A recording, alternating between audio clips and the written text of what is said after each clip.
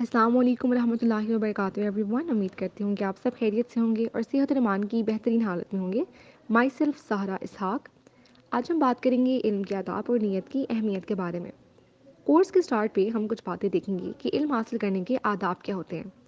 سب سے پہلی چیز جو علم حاصل کرنے کے آداب میں آتی ہے وہ یہ ہے کہ آپ کی نیت خالص ہونی چاہیے. تو سب سے پہلے آپ جائزہ لیں کہ ہم یہ کورس کیوں کرنا چاہتے ہیں. کیا واقعی آپ اللہ کی رضا کے لیے کریں گے؟ کیا آپ اپنی نمازوں کی اصلاح کے لیے کریں گے یا پھر اس میں کوئی اور فائدہ ہے؟ تو سب سے پہلے اپنی نیت کو خالص کریں، کیونکہ ایک حدیث میں آتا ہے کہ وہ علم جو اللہ تعالیٰ کی رضا کے لیے حاصل کیا جاتا ہے، جس نے اسے دنیا حاصل کرنے کے لیے سیکھا تو وہ قیامت کے دن جنت کی خوشبو بھی نہ پائے گا. تو اس کے لیے ضروری ہے کہ سب سے پہلے اپنی نیت کو خالص کر لیں.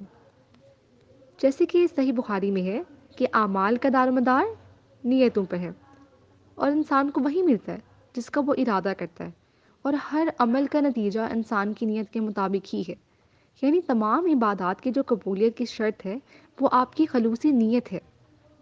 اور نیت کی امپورٹنس پر ایک حدیث دیکھیں گے کہ ایک صحابی آپ صلی اللہ علیہ وسلم کے پاس آئے اور پوچھا کہ ایک شخص جو ہے وہ جنگ کو جانا چاہتا ہے اور اس کی نیت جو ہے وہ ثواب اور شہرت دونوں حاصل کرنے کے لیے، تو اس کو کیا ملے گا؟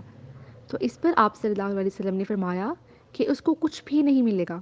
3 مرتبہ یہ سوال پوچھا گیا تو آپ صلی اللہ علیہ وسلم نے فرمایا کہ اللہ تعالیٰ صرف اس عمل کو قبول کرتے ہیں جو خالص اس کے لیے کیا جائے اور صرف اس کی رضا کے لیے کیا جائے. تو ہم نے اگر کوئی بھی عمل کرنا ہے تو ہماری نیت خالص ہونی چاہیے کہ ہم صرف اپنے اللہ کی رضا کے لیے وہ عمل کر رہے ہیں. اسی طرح حضرت معاذ رضی اللہ تعالیٰ سے ایک دفعہ پوچھا گیا کہ آپ قرآن پاک کس طرح پڑھتے ہیں؟ تو اس پر حضرت معاذ نے کہا کہ میں تو رات کے شروع میں سوتا ہوں، پھر اپنی نیند کا ایک حصہ پورا کرتا ہوں، اور پھر کچھ اللہ نے جو میرے مقدر میں لکھا ہوتا ہے قرآن پاک پڑھتا ہوں. اس طرح بیداری میں جس طرح کے ثواب کی امید رکھتا ہوں، سونے کی حالت میں بھی اسی طرح سے ثواب کی امید رکھتا ہوں. تو یہ بخاری کی روایت ہے. یعنی جب آپ کی نیت اچھی ہوتی ہے تو آپ کی جو عادات ہوتی ہیں وہ بھی عبادات بن جایا کرتی ہیں. یعنی آپ دن میں جاگتے ہوئے جو کام کر رہے ہوتے ہیں تو سوتے ہوئے وہ آپ کے کام آپ کی عبادت بن رہے ہوتے ہیں. سورۃ المعون میں ہے، بس بڑی ہلاکت ہے ان نمازیوں کے لیے جو اپنی نماز سے غافل ہیں، جو دکھاوا کرتے ہیں. یعنی نماز پڑھ کے بھی انسان جو ہے وہ تباہی تک پہنچ جاتا ہے اگر اس کی نیت خالص نہیں ہے. اسی طرح سورۃ النساء میں آتا ہے، بے شک منافق اللہ کو دھوکہ دیتے ہیں حالانکہ وہ انہیں دھوکہ دینے والا ہے، اور جب وہ نماز میں کھڑے ہوتے ہیں تو سست ہو کر کھڑے ہوتے ہیں، وہ لوگوں کو دکھاتے ہیں اور اللہ تعالیٰ کو یاد نہیں کرتے مگر بہت ہی کم. یعنی یہ ان لوگوں کے بارے میں ہے جو یعنی جب نماز پڑھی ہوتی ہیں اور ان کو یہ ریئلائز ہوتا ہے کہ کوئی انہیں دیکھ رہا ہے تو وہ اپنی نماز جو ہے وہ بہت خوبصورتی سے ادا کرتے ہیں، یعنی لوگوں کو دکھانے کے لیے. اسی طرح ابن ماجہ کی ایک حدیث میں آتا ہے کہ آپ صلی اللہ علیہ وسلم ہمارے پاس سے نکل کر آئے اور ہم جو ہے وہ دجال کا تذکرہ کر رہے تھے. تو آپ صلی اللہ علیہ وسلم نے فرمایا کہ میں تمہیں ایسی چیز کے بارے میں نہ بتاؤں جو میرے نزدیک دجال سے بھی زیادہ خطرناک ہے؟ تو ہم نے کہا کیوں نہیں؟ آپ صلی اللہ علیہ وسلم نے فرمایا کہ وہ پوشیدہ شرک ہے جو یہ کہ آدمی نماز پڑھنے کے لیے کھڑا ہوتا ہے تو اپنی نماز کو صرف اس وجہ سے خوبصورتی سے ادا کرتا ہے کہ کوئی آدمی اسے دیکھ رہا ہے. تو یعنی ہمیں اس بات کا خیال رکھنا چاہیے کہ ہم لوگ کبھی دکھاوا نہ کریں کسی کے سامنے. ہمیں اپنی نماز خوبصورتی سے ادا کرنی چاہیے، لیکن اس وجہ سے نہیں کہ کوئی شخص ہمیں دیکھ رہا ہے تو ہم اس کی تعریف حاصل کرنے کے لیے. ٹھیک ہے، چلیے اب ان کے آداب میں ہم لوگ سیکنڈ چیز دیکھتے ہیں، وہ ہے دعا مانگنا. صرف اللہ تعالیٰ سے دعا مانگنی چاہیے. حدیث میں آتا ہے، اے اللہ میں تجھ سے فائدہ دینے والے علم، پاک رزق اور قبول ہونے والے عمل کا سوال کرتا ہوں. ٹھیک ہے، اب دیکھیں پہلے ہم نے سیکھا خالص نیت، دوسرا دعا مانگنا، اور تیسری چیز ہم سیکھتے ہیں استغفار. کیونکہ علم حاصل کرنے میں جو رکاوٹ ہے وہ انسان کے اپنے گناہ اور کمزوری ہوتی ہے. کبھی ہمیں پتہ ہوتا ہے کہ ہم گناہ کر رہے ہوتے ہیں، لیکن بہت سے گناہ وہ ہم سے انجانے میں ہو جاتے ہیں.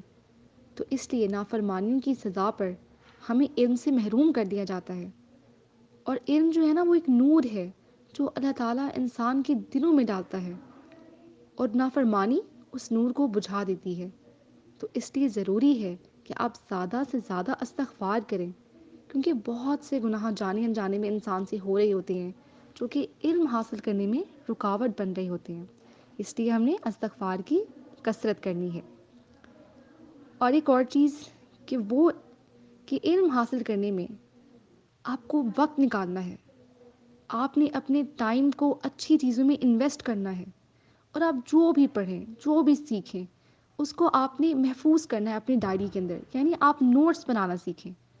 اگر آپ ابھی یہ لیکچر بھی سن رہے ہیں تو آپ ایک ڈائری ساتھ لکھ کر دے کر بیٹھیں اور اس کے نوٹس بنائیں، اور جو بھی کام کریں نا اس کو آپ کنسسٹنٹ ہو کے کیا کریں، یعنی آپ چاہے وہ کام تھوڑا تھوڑا کریں ہیں لیکن آپ اس کو باقاعدگی سے کریں، کیونکہ حدیث میں بھی ہے یہ چیز۔ اور یہ جان لو کہ اللہ تعالیٰ کے ہاں سب سے پسندیدہ عمل وہ ہے جس پر انسان مستقل مزاجی سے کرے، اگرچہ وہ کم ہو۔ تو یعنی آپ نے چاہے آپ تھوڑا تھوڑا سیکھ رہے ہیں لیکن آپ نے کنسسٹنٹ ہو کے سیکھنا ہے، ٹھیک ہے؟ اور آپ جو بھی کریں آپ اس کو پھر ریوائز بھی کیا کریں۔ فار ایگزامپل آج آپ نے یہ لیکچر سنا، آپ اس کے نوٹس بنائیں، اس کے بعد آپ ان نوٹس کو ریوائز بھی کیا کریں کہ میں نے یہ چیز سیکھی تھی، اور پھر اس کو اپنی زندگی میں اپلائی کرنا سیکھیں۔ اور ایک سب سے امپورٹنٹ چیز، ہم امت مسلمہ ہیں، ہماری رسپانسبلٹی ہے امر بالمعروف و نہی عن المنکر، یعنی ہم نے لوگوں کو نیکی کا حکم دینا ہے اور برائی سے روکنا ہے، تو یہ ہم سب کی رسپانسبلٹی ہے۔ تو آپ جو کچھ بھی سیکھا کریں، جو بھی نالج گین کریں، آپ کوشش کیا کریں کہ آپ اس کو آگے ایز اے صدقہ جاریہ آگے آپ سکھائیں لوگوں کو، یعنی آپ جو علم حاصل کریں پھر اس کو لوگوں تک بھی پہنچائیں۔ آپ اپنی کسی فرینڈ کے ساتھ شیئر کریں، گھر میں کسی کو بتائیں، اور کزنس وغیرہ، یعنی ہماری جو محفلیں ہونی چاہیے وہ بہترین ہونی چاہیے جس میں ہم اللہ اور اس کے رسول کی باتیں کریں۔ آپ جو کچھ سیکھیں اس کو لوگوں تک بتائیں، اور آپ یقین کریں جب آپ لوگوں کو سکھائیں گے نا تو وہ چیز آپ خود اس کے اندر زیادہ اچھی گرپ حاصل کر لیں گے۔ فار ایگزامپل اگر آپ لوگوں کو بتائیں گے کہ آپ نے سچ بولنا ہے، اگر آپ نے اس کہیں سے سیکھا ہے، تو آپ خود ریئلائز کریں گے کہ میں جب لوگوں کو بتا رہی ہوں کہ میں لوگوں کو سکھا رہی ہوں یہ چیز، تو میں خود بھی اس کو اپنی زندگی میں اپلائی کروں۔ تو آپ کوشش کیا کریں جو بھی چیز سیکھیں وہ لوگوں تک بھی پہنچایا کریں، شیئر کیا کریں، تو یہ آپ کا صدقہ جاریہ بنے گا، اور یہ سب سے بڑی انویسٹمنٹ ہوتی ہے۔ تو آج کے لیکچر میں ہم نے علم کے آداب سیکھے، امید کرتی ہوں کہ آپ کو بہت کچھ سیکھنے کو ملا ہوگا۔ جزاک اللہ خیرن کثیرا۔